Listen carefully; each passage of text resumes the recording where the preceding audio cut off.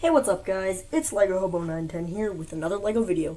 And in this video, I'm reviewing set number 75932 Jurassic Park Velociraptor Chase. Let's get right into the review. So before we get into anything, we have this random little ladder that comes with the set. I don't think there's any significance of a ladder in Jurassic Park. It's been a while since I've seen it. So remind me in the comments if there is a significance for a ladder, but I'm like 99% sure there's never anything super important with a ladder in the movie. But this does use some really cool techniques, such as it uses these fence pieces and then some hinges to make it a hinged ladder there. Then they just use a skeleton arm or a droid arm to hold it in place there. The back does look pretty ugly with all the anti-studs though, but I don't really know what could be done about that. Yeah, that's the ladder. Second of all, this comes in the Jurassic World: The Fallen Kingdom line, except it's based off of the Jurassic Park movie. And then also, this set comes in three sections. You have the main control room section, the embryo storage section, and then the kitchen. And they are all connected with Technic pins, which you can take apart, so that way you can rearrange it if you want. Like that there. So you can rearrange in various ways if you want. I'm going to stick it back together so you can kind of see the flow of the set a bit more. So we're going to start in the main control section here. And it has a bit of this elevated area with the railings and the stairs with the kind of red flooring, which I think looks really nice. It also has this bin here of accessories, which I'm just going to take off. And in that bin, you have a walkie-talkie piece, a wrench, and for some reason, a random umbrella. Don't know what that's about.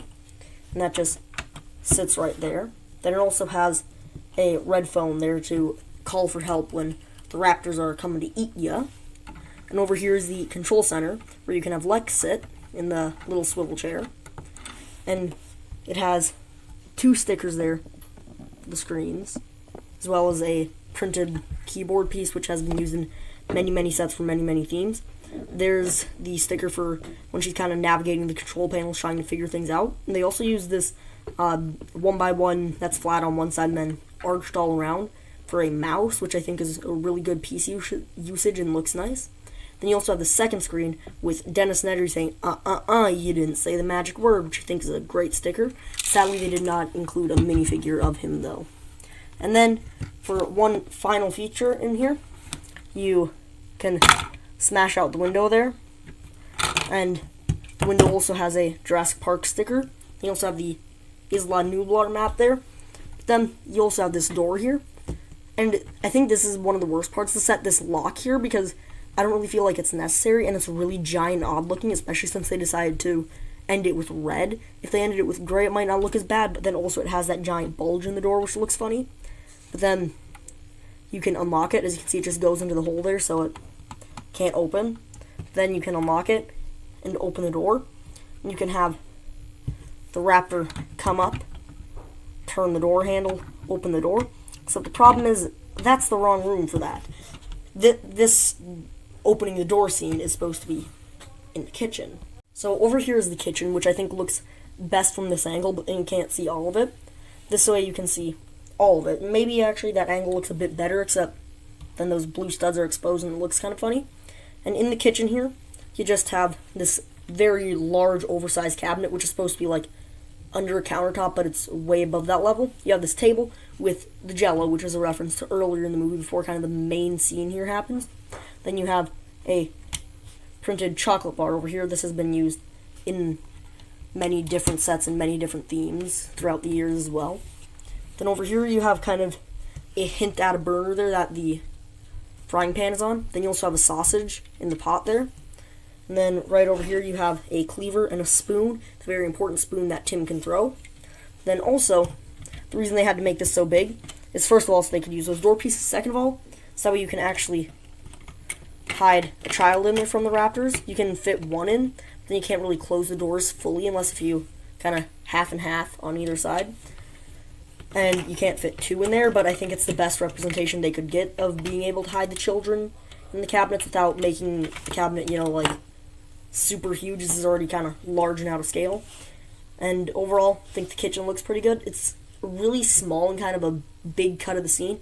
And like I said, there's a problem where the door's not in the right place. You could switch it over to here in the embryo room, but then the door would be coming right out onto the burner, and it really wouldn't work. Now let's move on over to the embryo room. Here's the embryo room, which I think is kind of like the most shrunken down and least accurate part of this whole set. Even though it's even bigger than the kitchen, I feel like it captures what it's supposed to, but you can definitely tell there's stuff missing. I do like how, though, as you see this gets cut away, they use an interesting little technique to cut away part of the stairs as well. It gives it more of a clean cut than if they just kept that sticking out. And also, I like the use of the black tiles there. It looks really nice and smooth. I kind of wish they would have tiled the floor there.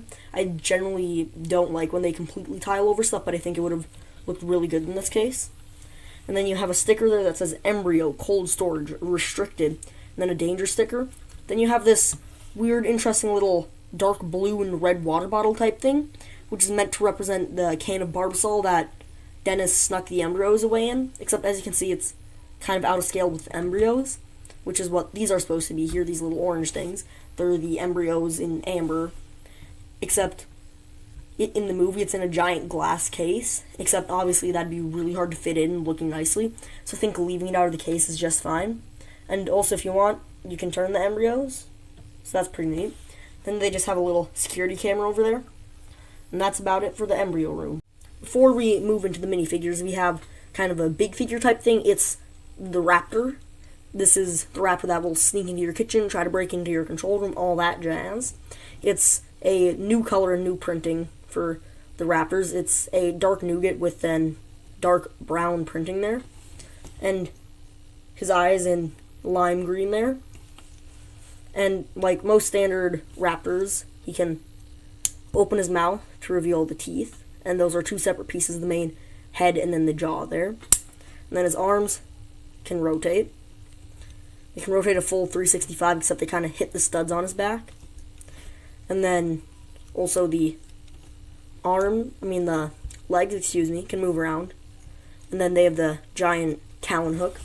And also the raptors have their claws hooked in such a way that it can hold a bar, which is perfect because the handle on the doors is a bar, so that way you can actually have your raptor open the door. For the first minifigure, we have Dr. Alan Grant, or Alan.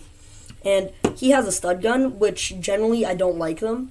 But I think in this case it looks kind of like a tranquilizer, but then again they could have just used the tranquilizer piece from all the other Jurassic World sets. But then I do like the color scheme though with the silver and the brown. Looks pretty nice, and they also include a whole slew of extra studs to fire off. And then something that I really like that they included as well, along with his tan hat. You can take that off. And as you can see, obviously they didn't have a second face because or else the hat would reveal that. But then you can put on the hairpiece, which would cover the second face, but then when he's wearing the hat, it wouldn't work. So he only has the one primary kind of smiling face. And then he's wearing the blue dress shirt, which is slightly wrinkled, which I like. It has a decent amount of wrinkling because, he's been running around Jurassic Park in said dress shirt.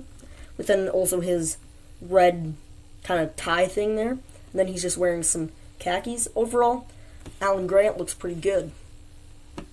Then we have Dr. Ellie Sattler, and she has dual molded legs there, the bottom being in brown and the top being in dark nougat, so that way she can have a much more distinct difference between the pants and the boots there. There's also subtle printing for the white socks, and then also a bit of flesh between the socks and the pants, which only carries around to the sides, not to the back, like on most double printed things.